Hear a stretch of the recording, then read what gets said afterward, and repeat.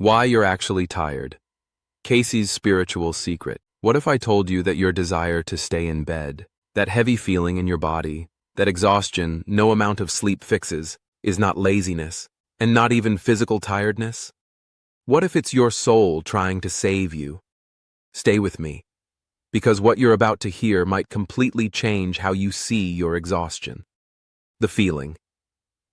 Everyone knows. You wake up, and before you even open your eyes, you feel it. Not sleepiness, not physical fatigue. A deep weight, like your body is made of lead. The idea of getting up, showering, and facing the day feels overwhelming. 5 more minutes turn into 30. And when you finally stand up, it feels like you're carrying an invisible burden. You did everything right. You slept. You're not sick. Tests came back normal. Yet the energy never comes back. And people around you don't understand.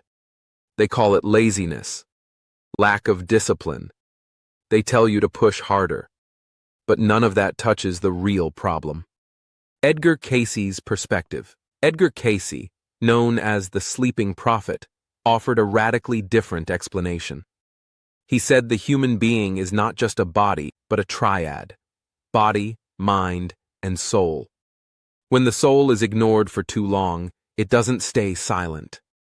It uses the only language that cannot be ignored: the body.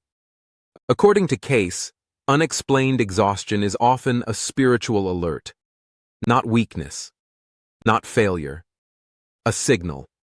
Laziness versus soul fatigue. There is a crucial difference most people never learn. Laziness is superficial. You have energy, you just don't want to use it. But soul fatigue is different. You try to force yourself, and nothing responds. The motivation is gone. The joy is gone. And underneath it all, there's a sense of emptiness, like you're living a life that isn't yours. That's not laziness. That's spiritual survival. Why this happens?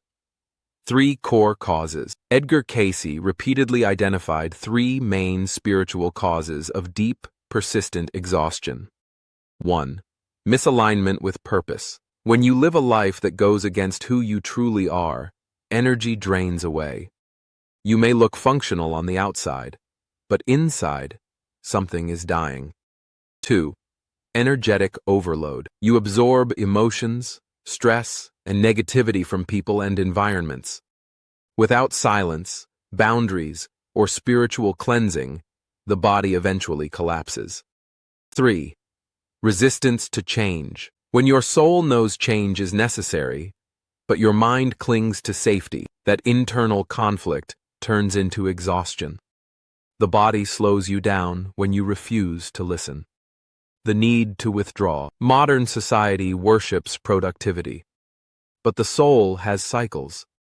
There are seasons of action and seasons of withdrawal. When your soul asks you to retreat, to be quiet, to stop, it's not depression. It's transformation. Like winter before spring.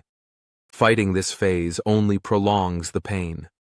Why rest is sacred. Cayce explained that when you lie down, when you rest, dream, and enter silence, your soul becomes active.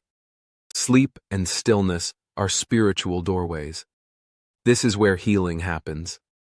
This is where insight arrives.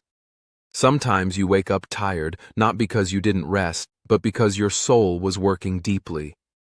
What happens when you finally listen? When you stop fighting and surrender to the process, rebirth begins.